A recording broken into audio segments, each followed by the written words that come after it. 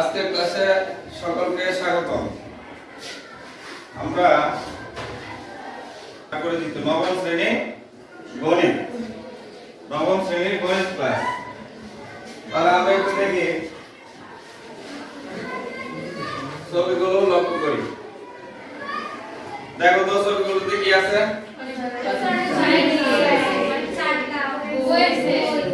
কি আছে?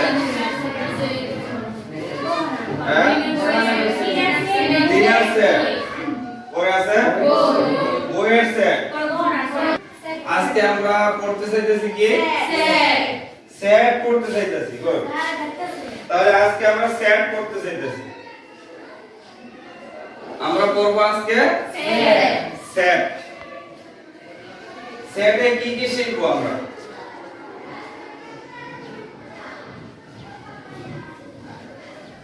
আমরা সেটে সেট প্রকাশের বর্ণনা করতে পারবো, অসীম সেট, সসীম সেট এর পার্থক্য নিরূপণ করতে পারবো। এরপরে দেখি কি আছে? সেট প্রকাশের পদ্ধতি। সেট প্রকাশের পদ্ধতি কয়টা জানো? দুইটি পদ্ধতি আছে। সেট প্রকাশের দুইটি পদ্ধতি আছে। কি কি? তালিকা পদ্ধতি, ইংরেজিতে কি? গুড, তোমরা জানো। হ্যাঁ, এরপর হচ্ছে সেট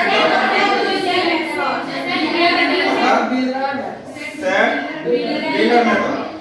আচ্ছা, এরপরে দেখি। তাহলে এই দুইটা পদ্ধতি আমরা দেখলাম, একটা হচ্ছে তালিকা পদ্ধতি আর একটা হচ্ছে সেট গঠন পদ্ধতি। তাহলে তালিকা পদ্ধতিতে কিভাবে আমরা প্রকাশ করি এটা জানো? দেখো তো কিভাবে লিখছে। সেট প্রকাশের জন্য অবশ্যই দ্বিতীয় বন্ধনী দিতে হবে, সেকেন্ড ব্র্যাকেট। যেমন এ একটা সেট, এর ভিতরে উপাদান সংখ্যা হচ্ছে a b, দুটো উপাদান সংখ্যা আছে, তাই না? আবার প্রত্যেকটা উপাদানকে একটা কমা ব্যবহার করতে হবে এবং সেকেন্ড ব্র্যাকেট দিতে হবে। এরপর b আরেকটা সেট, দেখো 1 2 3, এটার উপাদান কয়টা? তিনটা উপাদান। c আরেকটা সেট আছে, দেখো নাম দিয়ে দিয়েছে নিলয়, তৃষা, সূর্য। এরপর পদ্ধতিটা কি আছে দেখো তো? সেট গঠন পদ্ধতি। আচ্ছা, সেট গঠন পদ্ধতিটা দেখি একটু আমরা। এ সেট, একটা সেট আছে x, যেন x নবম শ্রেণীর প্রথম পাঁচজন শিক্ষার্থী। আচ্ছা, এরপর দিছে কি কি? x যেন x। এখন তোমরা আরেকটা বলো তো, c আরেকটা সেট কি হইতে পারে? c আরেকটা সেট আমি কি লিখতে পারি? সেট গঠন পদ্ধতি x যেন x মৌলিক সংখ্যা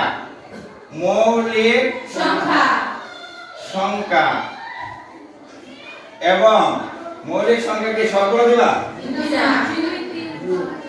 কত পর্যন্ত দিবা? 7 এর চেয়ে ছোট। তাহলে মৌলিক সংখ্যা দিব আমরা কি? x কত? less than 7 or equal 7, অর্থাৎ less than or equal দিলাম 700 হবে। আছে মৌলিক সংখ্যা না? জি। তাহলে আমরা c আরেকটা সেট লিখতে পারি কি? মৌলিক সংখ্যার একটা সেট। সেট প্রকাশের পদ্ধতি দেখি।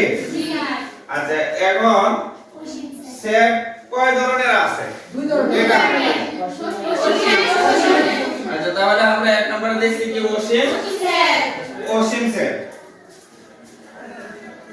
অসীম সেটটা কি রকম হবে? অসীম সেটটা হবে যে a ইকুয়াল টু, আসসালামু আলাইকুম, আসসালাম, কি খবর আপনাদের? ক্লাস কেমন চলছে? আলহামদুলিল্লাহ কি অবস্থা? অনেক ভালো চলছে। ভালো বোঝা যাচ্ছে? জি স্যার। যেমন এই যে ক্লাসটা, এটা মাল্টিমিডিয়া মাধ্যমে ক্লাস নাকি? জি স্যার। এই ক্লাস আর অন্যান্য সময় যে ক্লাস করে মাল্টিমিডিয়া ছাড়া তো অন্য কতটুকু পার্থক্য বুঝতে পারতেছ? স্যার, আর কি সুবিধা পাবো তোমরা? মানে এটার মধ্যে কাজ করলে তোমরা কি সুবিধা বেশি পাচ্ছ? সহজে বোঝা যাচ্ছে না? আচ্ছা, ওইভাবে কাজ করে কি হতো? তোমাদের কি অবস্থা? ভালো বোঝা যাচ্ছে? এই ক্লাসের মাধ্যমে কি সমস্যা, কোনো সমস্যা আছে? কোন সমস্যা বের করতে হচ্ছে, এই হলে ভালো হতো। স্যার আপনি কি বলেন? আমার স্যার এটাতে ক্লাস নেওয়াতে অনেক প্রাউড ফিল করি, কারণ এরপরে সহজ হয় আমার জন্য অনেক। কারণ আমি ছাত্রদেরকে বুঝাইতে গেলে আমি একটা উদাহরণ স্বরূপ, যে কোনো আমি গুগলে সার্চ দিয়ে গুগল থেকে আমি একটা জিনিস উদাহরণ দেখাইতে পারি। একটা কিছু পরিষ্কার দেখাইতে চাইলে, পরিষ্কার করতে চাইলে আমি গুগল থেকে গুগল ইউজ করতে পারি।